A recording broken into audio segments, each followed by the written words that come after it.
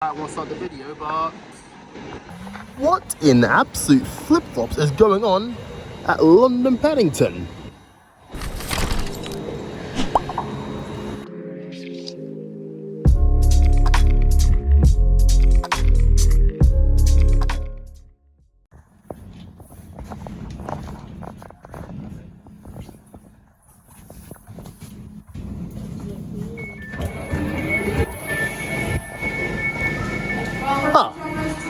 Much better.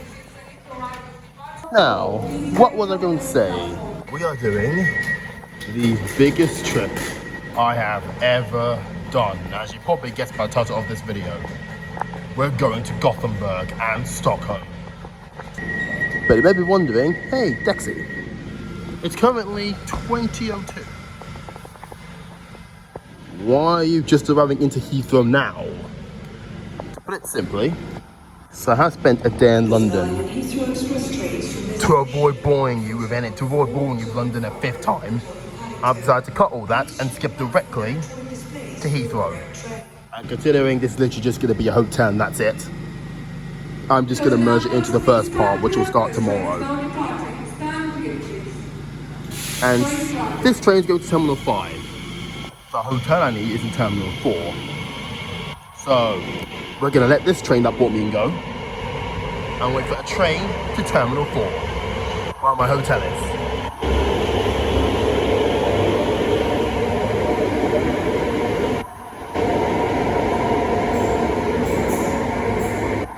One thing here by Heathrow, which is not a lot because I really love this airport, is the fact that trains take so long to come.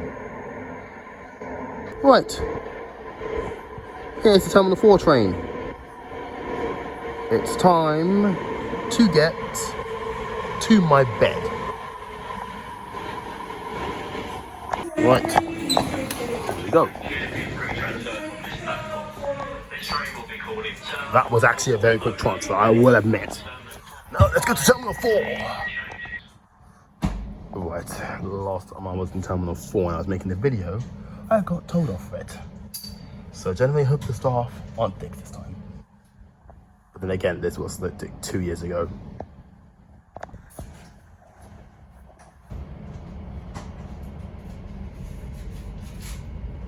This is an Elizabeth Line service to Heathrow Terminal 4. The next station is Heathrow Terminal 4. I was saying to myself in central London that I need to buy a new flask. And I forgot. Well done me. That's now gonna have to be a job I do across in Scandinavia. Fuck.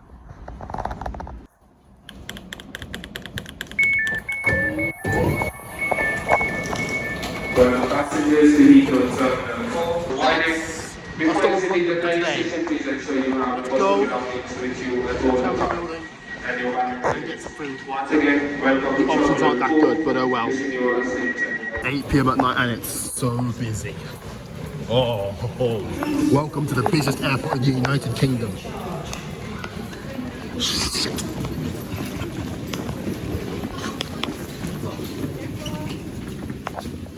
Speed. Oh, it's busy.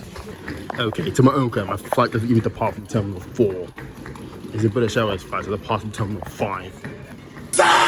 It departs from Terminal 3 because Gothenburg departs from Terminal 3 for some stupid reason. Da da da da da da da da. Oh. There we go. Some good food. Well, to be fair, since my birthday just passed, that cake was free. The drink cost me £5 though, so that wasn't free, unfortunately. I'll explain what the f is going on. I did just say my flight is not departing from Terminal 4, alright? It's from Terminal 3. So why the heck am I in Terminal freaking 4 in the first place? One, I like exploring terminals, and second, this is actually where my hotel is. I'm staying at the Crowne Plaza in Terminal 4, which is just connected through this terminal with a walkway. You know what? Voice over me, take over. I can't be bothered to explain this. Got bored of speaking already, have you? Well, allow me to take over gladly for you then. Also, you need to buy a better front microphone because my god, that quality is awful. So, Sweden. Country in Northern Europe, country in Scandinavia. Beautiful country. Two lovely cities, Gothenburg and Stockholm, will be the target for this series. If you couldn't tell already, we are starting in Heathrow, the busiest airport in the country and also the closest to London. Those of you who know I'm from Cambridge will wonder why I didn't just go from Stansted Airport. It's closer, will probably work out cheaper, and saves me having to go through London. It's because I'm fine with British Airways. There, in business class. Also because I wanted to fly out of Terminal 5 for the first time. The plan is this. Start in Heathrow, fly out to Gothenburg, head on a train through to Stockholm, and then fly back to London. Easygoing, very entertaining, and is more insane than anything else I've done before this. But for now, we're starting in Heathrow Terminal 4, the day before I fly out on a Sunday. Something I normally don't do because, well... Okay, I'm getting sidetracked. As I've said, I spent a whole day in London, and thus, we need to now go towards the first hotel, which is the Crowne Plaza at Terminal 4. Which is a rather interesting hotel, the reason why you'll see in a minute. You was over me, so kind, so kind. Anyways, going to devour this cake once and for all. That was a good cake, but now I need a good lift. So let's go up to the Partridge, where all the hotels are. Oh, left. Going up. Door closed. Door closed. Let's go. Door opening. Great. Going down. Here is Terminal. Gotta say, Terminal 4 is where everything gets shoved to one side. And I think all the flights are done for the day as well. At least I think. Oh, let's go outside real quick. Let's go take a look outside the terminal building. There she is. That's my hotel for the night. But let's go back and actually get to the hotel because holy god, I'm tired. And there's nothing for me actually to determine because stuff's actually ending pretty much. To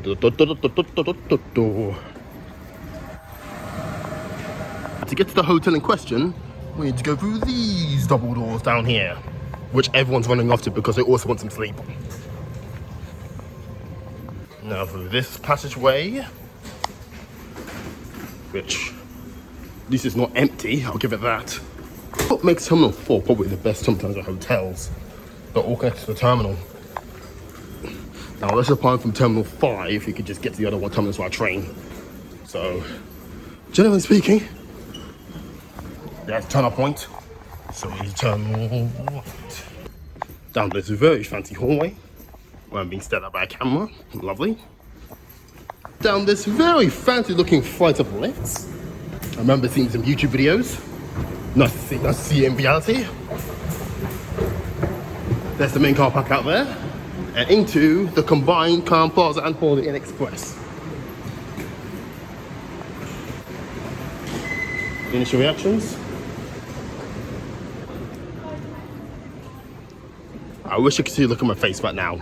What the hell? Alright, let's check in. The first hotel, Crowne Plaza, Heathrow Terminal 4. This hotel is special, not only due to the fact that it's literally the Backrooms, but it's two IHG hotels in the same building. On the end facing the hotel, you have a Holiday Inn Express, which is the more budget-friendly of the two. Or one facing the far side of the hotel, which is the one I'll be staying in, is Crowne Plaza, which is the more luxurious and upscale one of the two. Now, the features of both hotels can be used regardless of what hotel you're staying at, except the gym, which you need to be staying at the Crowne Plaza to use. For this trip, I was staying in the Crowne Plaza, the more expensive one, by like £20. A 4-star chain that actually feels like a 4-star chain with better amenities and general comfort. Now, both of the hotels are connected to Terminal 4's main building via a covered walkway, taking no longer than around 3 minutes to get to the hotel. The same bridge is used to connect the Premiere Inn and the Hilton Hotel in Terminal 4 if you're staying at either of them as well. This feature alone gives this hotel a major edge if you're flying out of Heathrow, even if you're flying from Terminals 2 and 3, as it isn't really that hard to double back on a free train. I'm dragging on for too long, Eateries. On-site eateries. On the Holiday Inn side, you got a Cafe Express bar.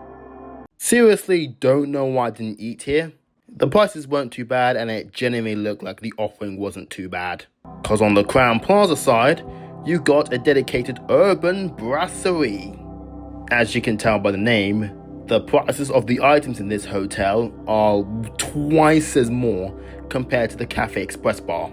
If I'm not wrong, it was £20 of fish and chips alone, which is nuts. I've got spending in Sweden to do and I haven't even left the country yet. I can't go bonkers here.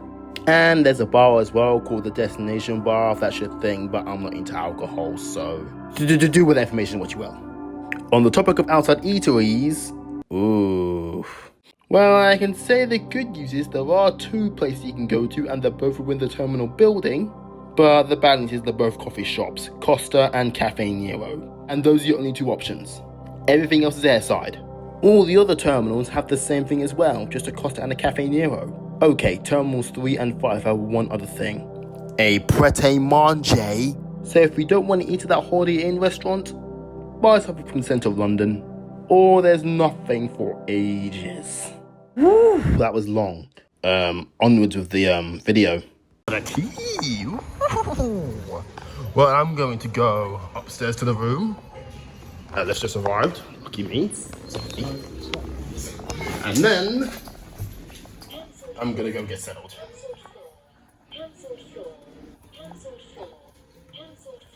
What do you mean cancelled floor? Trying to make this work. Oh dear.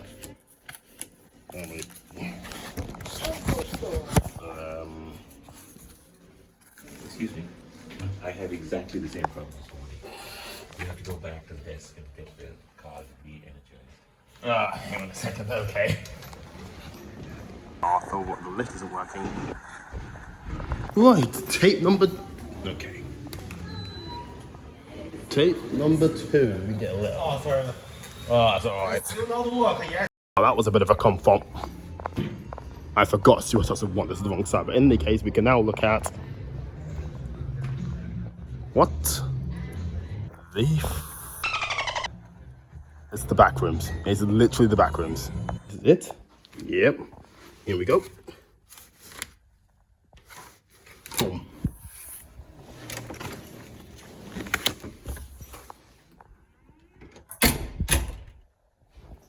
Here's the room. TV's also already on.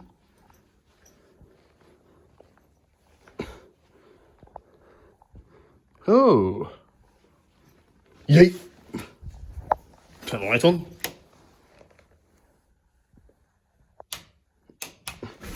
Frick. Oh, right. Look, I need a key card. Okay. Ready, one of you. Give me one of you. Get your face in that little hole. There we go. Woo. So this is hotel number 104. Why is that hiccup? There's actually just a very standard room. You can have breakfast delivered to your room like Novotel Canary Wharf. What? Oh, yes, yes. I've been a slave this time. I have asked for a room with a view. It's not a one-way view, but it's a view. I did ask for a one-way view, but the one-way view only applies to the other side of the building, which is the Holiday Inn Express. So basically, it's 2 hotels in one building, and the Holiday Inn Express happens to be the side that has the one-way view. So if you pay, so the cheaper hotel gets the one-way view. Yeah, perfect logic. I'm gonna record a video for my Instagram real quick, and then I'm going to get in the bed. A few moments later. Instagram moment done. Let's go on an adventure. Crud. Just like Manchester 2. Don't judge me.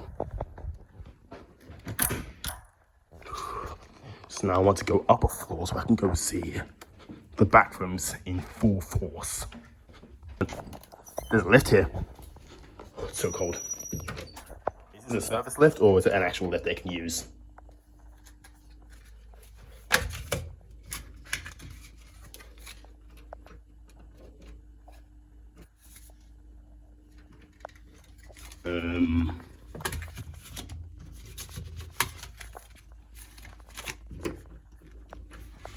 Our customers allowed you to left.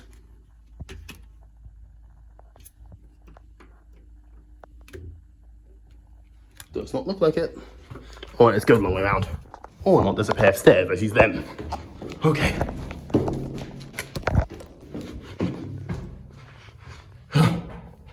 Don't get 4 or 5. I think this is the tallest one. Still the one that won't work, but okay.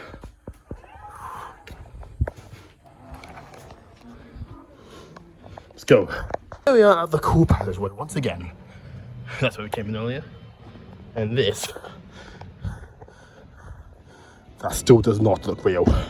I cannot believe that's real. The hell? What?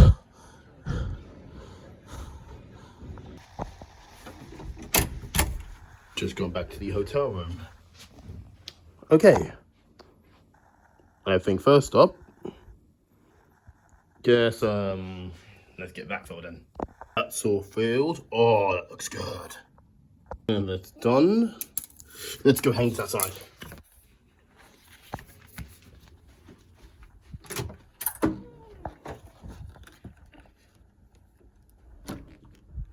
Lovely jubbly.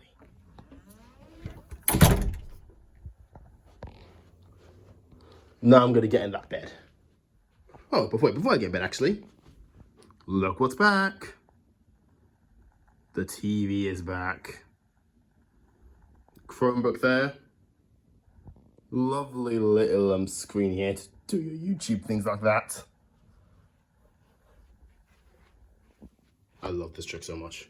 You're gonna see it's like 4 other times doing this trip. One of the best things for having a little hotel room is being able to get your little kettle thing and get it out. Get your little tea kettle thing, which you can then use to make your own essentials. Beautiful.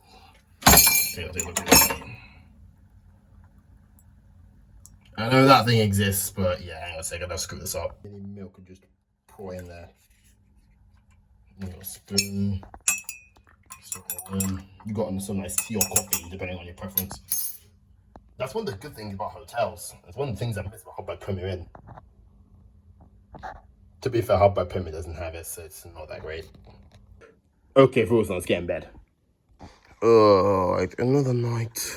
Normally, this is what I end the video, but because this is literally the beginning of the video, I'm gonna clip my fingers to make it next day real quick. So,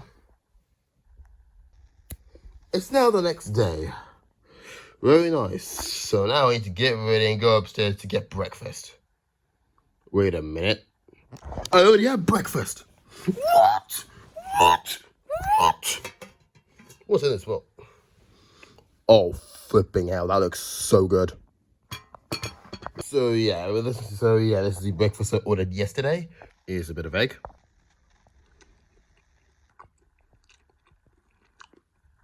Tastes like egg. Not too bad. Really nice breakfast, but I don't think I'm gonna finish this, so I'm going to leave it there. It is now 8:28. I got that breakfast at 6:50 this morning. So I've been here for like 2 hours, just eating that and watching some Nebula. Well, so now, sorry, Mr. Haste my wire, but I'm gonna have to take you out, as you are coming with me to Sweden. Ooh. One thing before I do get out here as well, I need to.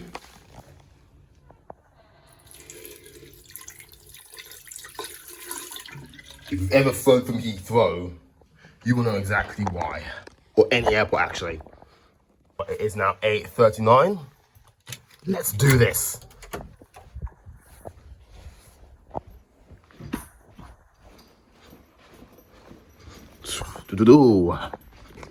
Oh, I still can't get over that. Look at this back rooms. Right, let's get a lift and get downstairs.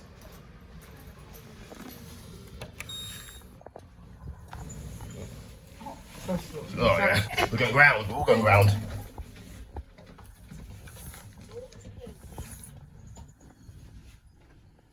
Here we go. Then. Farewell, Backrooms Hotel. I was considering going to the Urban Bassett check out breakfast there as well, but I tell you what, I'm actually going to go straight to the terminal. Let's go upstairs and get towards Terminal 3. Right, with us at that hotel, let's rank it. Overall room itself, not too bad. Definitely a step up from a Premiere Inn. The fact that you could have breakfast delivered to your room as well was quite cool as well. Only wish that I got a runway view. I'll give it an 8. The staff were all really helpful, and I genuinely had no issues with them. 6. Of course, I didn't eat dinner at the hotel, but I ate breakfast at the hotel. What I got from the room service team was really good and really filling. Did not finish it, but still, give it an 8. Location, it's right next to Terminal 4, straight 10. Outside eateries, methinks coffee shops are not that good for eating dinner. 2. And finally, the decor, in other words, the looks of the hotel. Are you serious? It's the Backrooms. 9. Felt really good to tick it on my bucket list finally. If you have heard of the Backrooms, this hotel will give you nightmares. But if you're a nav geek, it's no different from any other 4-star. I'm going to give it an A rank.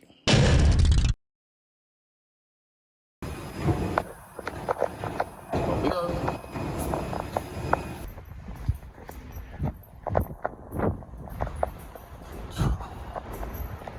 What do you mean a 5-minute walk? That was only like a 2-minute walk. Okay, to be fair, I didn't come all the way from Premiere Inn though, so... Welcome back to Heathrow Terminal 2 and 3. 2 and 3? Terminal 4. Okay, so now we are flying out today. Today's the day. We're going on a little trip, we're going on a little plane. So now, we need to go proceed straight to security. Kidding, did you learn anything from what I said last time? We need to go to Terminals 2 and 3, because British Airways. Right, let's take these lifts all the way down to the underground. Oh, here we go. Boop.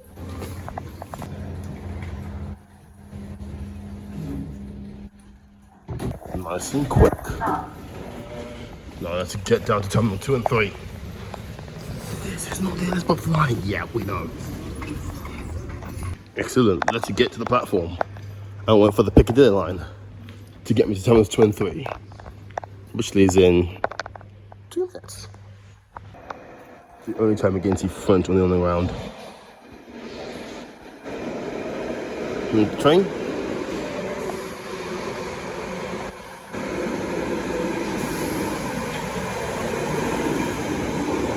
Which is packed, but everyone's gonna get off here though.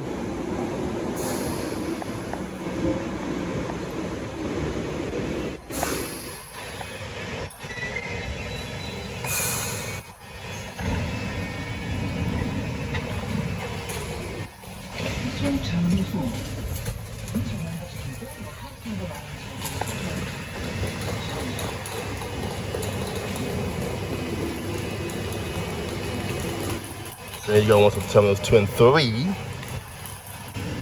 One stop Terminals 2 and 3. And then it's time to go and check in and prepare for security.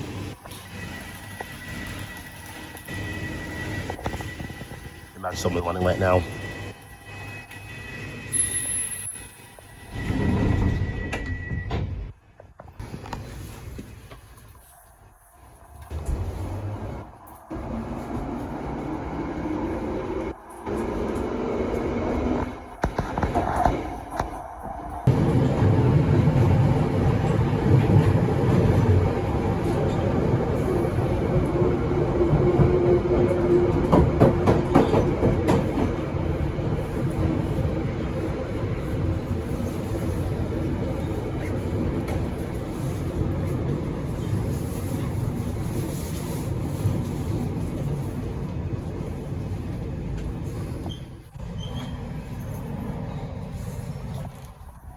Terminals 2 and 3.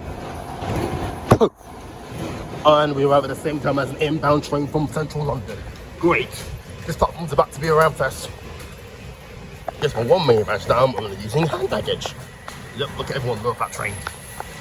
Everyone's loading off that train. Oh, it's packed here. I'm gonna be out of all the terminals, Terminal 3 is probably, from a landside perspective, my least favourite. Busy again. Actually, that's not quite. We are on the move under our own power. Oh, that's what I was thinking.